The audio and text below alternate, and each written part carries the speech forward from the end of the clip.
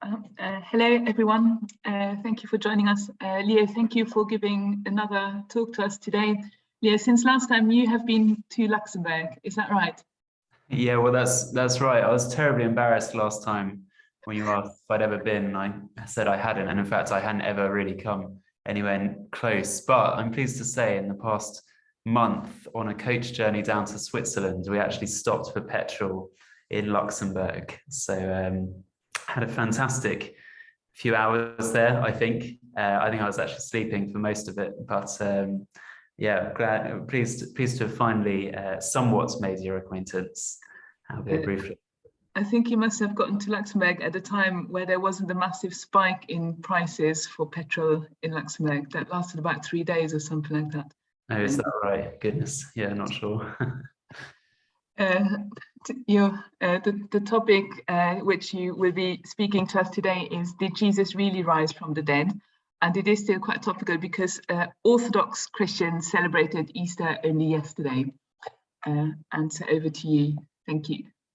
Brilliant. Well, thank you so much for having me once again. And it's really brilliant to see many of you here.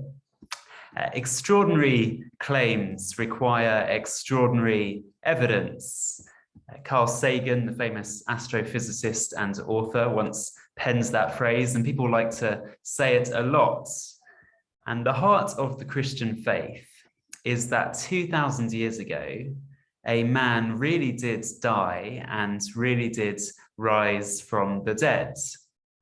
The Christian faith rests on that extraordinary claim. And it sounds kind of ridiculous, doesn't it? If you were walking down the street and someone stopped you to tell you that someone had come back from the dead, well, you'd almost certainly ignore them, dismiss it straight away. And yet the reality is that whichever way you cut history, this claim, whether you think it's true or not, has changed the world.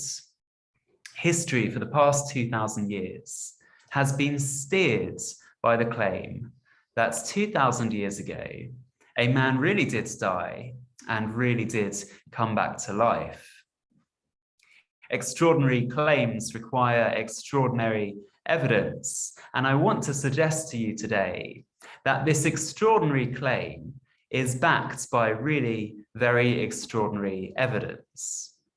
And more than that, I want to suggest that the most rational explanation for the world's changing events of 2,000 years ago is that Jesus really did die and rise from the grave. Well, the skeptic will say, what evidence is that? Show me the evidence. And the reality is there is a great multitude of things we could talk about in this 15 or 20 minutes this afternoon. We could talk about the evidence of the eyewitnesses and the sheer number of eyewitnesses who saw Jesus alive after he had died.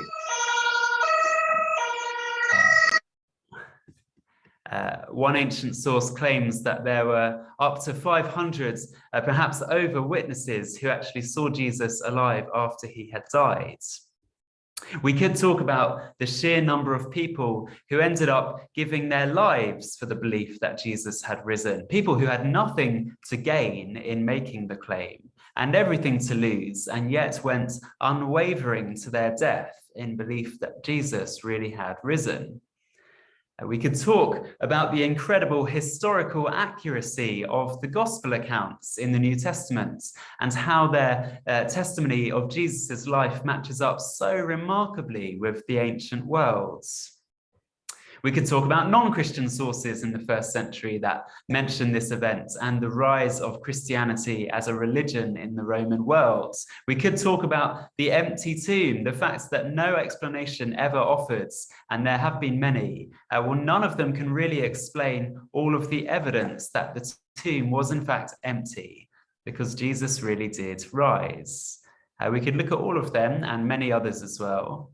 But instead today, I just want to look at one of the early accounts recording Jesus's resurrection and look at a piece of evidence that I think often isn't touched upon quite so much, and yet it is one that Jesus is keen to establish. And that is the ancient's prediction of death and resurrection. I'm just going to read a bit from the New Testament, Luke chapter 24, verses 36 to 49. I don't know if you have a Bible at hand, but you could quickly type it into Google. If not, Luke 24, verses 36 to 49. Please allow me to read it. So Luke 24, starting at verse 36. While they were still talking about this, Jesus himself stood among them and said to them, "Peace be with you." They were startled and frightened, thinking they saw a ghost. He said to them, "Why are you troubled? And why do doubts rise in your minds? Look at my hands and my feet. It is I myself. Touch me and see. A ghost does not have flesh and bones, as you see I have." When he had said this, he showed them his hands and feet. And while they still did not believe it because of joy and amazement, he asked them, "Do you have anything here to eat?" They gave him a piece of broiled fish, and he took it and ate it in their presence. He said to them, "This is what I told you while I was still with you. Everything must be fulfilled that is written about me in the law of Moses, the prophets, and the Psalms." Then he opens their minds so they could understand the scriptures. He told them, "This is what is written. The Christ will suffer and rise from the dead on the third day, and repentance and forgiveness of sins will be preached in his name to all nations, beginning at Jerusalem. You are witnesses of these things. I am going to send you what my Father has promised, but stay in the city until you have been clothed with power on high." Just a couple of words on what I just read there. What exactly is Luke's gospel? What is this ancient source? Well, Luke almost unanimously agreed that he wrote this book, this ancient text, and he was a first century physician, a medical doctor. And that is no small thing, let me say. He was of the Greek-speaking world, so we can assume he would have been trained under the Hippocratic tradition. And of course, they didn't know everything about medicine back then.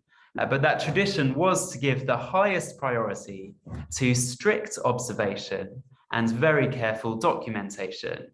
And much of that comes through in Luke's Gospel, this book, which is a biography of Jesus's life, commonly called Luke's Gospel. And in fact, if you've never read Luke before, well, let me encourage you to give it a go. It's really an astonishing document. At the very start of the whole book, he begins with 4 verses explaining that he's collected the eyewitness testimony of those who saw Jesus. And the result of his endeavor is this amazing work of ancient literature. The detail that Luke puts into this book, well, when compared to ancient census data, ancient topological data, ancient geographic data, and political data, well, Luke's biography stands up to immense scrutiny. It really is remarkable. And many people, perhaps you've experienced this, they roll their eyes when I turn to one of the books of the New Testament to argue the case that Jesus rose from the dead. And they say, well, I want evidence from outside the Bible. Well, let me say, to say that is unfortunately a very foolish thing to say, a very childish argument. The Bible is the body of evidence that Jesus rose from the dead. The New Testament is the evidence that Jesus rose. It's like me saying, I want evidence that the planet Neptune exists, but you can't use astronomy. If you can show me evidence outside of astronomy, well, then I'll believe it exists. It is a foolish thing to say. So therefore, this is a reliable account by any measure of Jesus's life. Again, if you've not read it, let me encourage you to go away and do so for yourself. And the words which I just read, they come at the very end of this biography. And they record one of the appearances of Jesus to his disciples after he has risen from the dead. And just to touch upon some of the details in the story I read, well, notice if you've got it in front of you, it's a very human account, isn't it? It begins in verse 37 with this idea that the disciples are terrified when Jesus appears to them. Of course they are. One way or another, you would be too if a man you thought was dead came and stood in your living room. And Jesus acknowledges this in verse 38. He says, why are you troubled? Why do doubts arise in your minds? And then Jesus makes this astonishing offer. Touch me, he says. See that I'm real. It seems to me that Luke has included that detail in anticipation of the objection that the disciples had merely imagined Jesus coming back to life. Perhaps you've heard that before. It was all just the disciples' imagination or a hallucination. But you can't touch an imaginary figure like this, can you? You can't poke a hallucination. And it's good evidence for the disciples, but they still don't quite believe it. And so Jesus, well, what does he do? He eats in front of them. Again, it's a very human moment. It's wildly different to other resurrection myths in other cultures or strange supernatural events in other ancient literature. This is just a man standing in front of his friends and asking for a snack. But the thing I really want to focus on in this reading for the rest of our time this afternoon is the final thing Jesus talks about in verse 44 to 49. Let me just read it again. He said to them, "This is what I told you while I was still with you. Everything must be fulfilled that is written about me in the law of Moses, the prophets, and the Psalms." Then he opened their minds so they could understand the scriptures. He told them, "This is what is written. The Christ will suffer and rise from the dead on the third day, and repentance and forgiveness of sins will be preached in his name to all nations, beginning at Jerusalem. You are witnesses to these things." You see, the text records that Jesus was very keen to make this point, that the Old Testament predicted a death and resurrection. And that is to say that the core of the Jewish scriptures, a story which spans at least 2,000 years of history, 40 different books from different times and writers and cultures, well, it's all attested to this idea that there would be a man, the Christ, who would die and rise from the dead.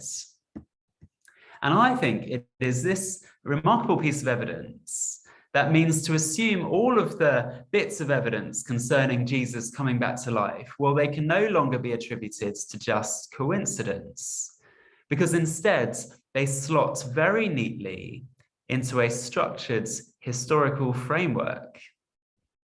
You see, it is not a random fact that Jesus died. Perhaps you've always thought that it was. Perhaps you thought it was just an unfortunate accident that Jesus was captured by Roman forces. But that is not how the New Testament records the event of Jesus's crucifixion. Maybe you've always thought that the claim of resurrection was just a gut reaction from the early disciples to the fact that Jesus had unexpectedly died. But I think it is good evidence that Jesus really did die and rise, that the very event was predicted consistently for 2,000 years beforehand. Well, you might ask, where was it predicted? What exactly was predicted? Well, we could talk about very specific predictions of the Old Testament. Just to outline some of them, we could talk about someone of the line of David and the line of Judah, someone born in Bethlehem, a refugee in Egypt, someone who grew up in Galilee, someone who taught parables, someone who rose into Jerusalem on a donkey, someone who was betrayed for 30 pieces of silver, someone whose clothes were taken and gambled over, someone who was killed by being mutilated and pierced, someone who was buried in a rich man's tomb, and someone who came back to life after 3 days. All very specific predictions of the Old Testament. But instead of talking about any of those things in particular, well, to understand it better, I think it's worth paying attention to what exactly the claim of the Old Testament really is. That is, of course, a pretty gargantuan task, even if I were to use all of our 15 minutes today to summarize 800 pages or so of ancient Jewish literature. But in a nutshell, the Old Testament is a search to fill a job vacancy. If you know the early chapters of the Old Testament, well, you'll know that it starts well in Genesis 1 and 2, but things go bad pretty quickly when man sins against God and evil enters the world. And from that moment on, the whole Old Testament is a search to find someone who can deal with the problem of sin. It is a search to fill a job vacancy, the job being one who can deal with sin. And there are many candidates, that's exactly what the Old Testament is about, but none of them can really do it. And this job description, it gets refined as the Old Testament goes on. But as the Old Testament comes to a close, and no one has quite yet filled it. And yet it does close with an explanation of just how this one to come will fix the problem of sin. They will do it by being a suffering servant. Someone will come and they will suffer on behalf of the people's sin and take the punishment upon themselves. That is how the ancient problem of sin will be overcome, one dying to take our place. And as Jesus goes to the cross, that is exactly what he claims to be doing. This long foretold action of taking the people's sin. And so the ancient problem of sin is solved. The job vacancy has been filled.